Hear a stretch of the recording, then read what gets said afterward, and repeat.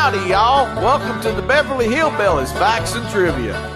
Y'all kick off your shoes and you set a spell, all right? Now here's your host for the show, the old Kentucky boy himself, Mr. Bob Snap.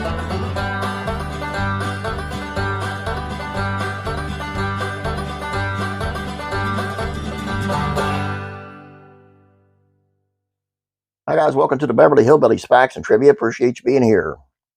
Today's video is on an actor who left the Beverly Hillbillies after one episode to do commercials. Let's see who that nut was. There weren't many out there with more Hollywood memories than Robert Osborne, who left the Beverly Hillbillies after just one episode. Yep, that's right, I said one. The opportunity, as he told it, came for the pilot episode. He had a part, but he ultimately passed for a strong reason. He told the Washington Post the show itself seemed so loony and unimportant, I was sure the pilot would never sell. So much for my psychic powers.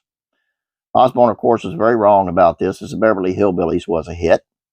Even long after the show had been off the air, folks still talk about the program like we are now.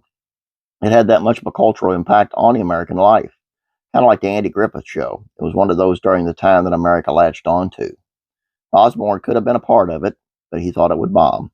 Cool thing about it was, though, they had a sense of humor about it. Sometimes your gut leads you in the right direction, and sometimes it leads you in the wrong direction. He answered a multitude of questions for the New York Post with all sorts of interesting answers and thoughts. One answer on whether or not older movies are better. He said, I think they're better.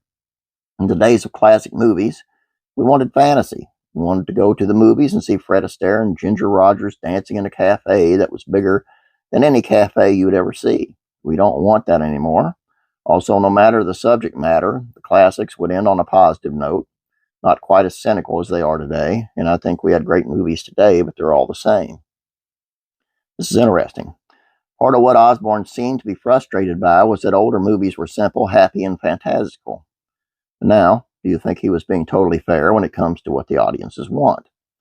He used the collective we a lot here and is doing a lot of work in his answers. He cited ending movies on a positive note as a plus, but then in the same breath pushed for movies not seeming the same. One would argue this is a problem with movies in the past, as they tended to end neatly and happily.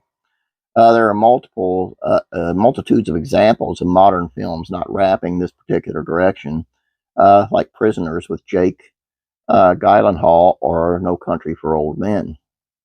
Like most things in life, it really just depends on who you ask, because we all have different opinions and perspectives, and Osborne is no different. Can you really say he blew it? I mean, he did all right for himself, but I could imagine being part of the Beverly Hillbillies has been a whole lot better. That's all I have for you. Hope you guys enjoyed this. Please don't forget about classic rock and country music facts and trivia. Please head on over there and subscribe.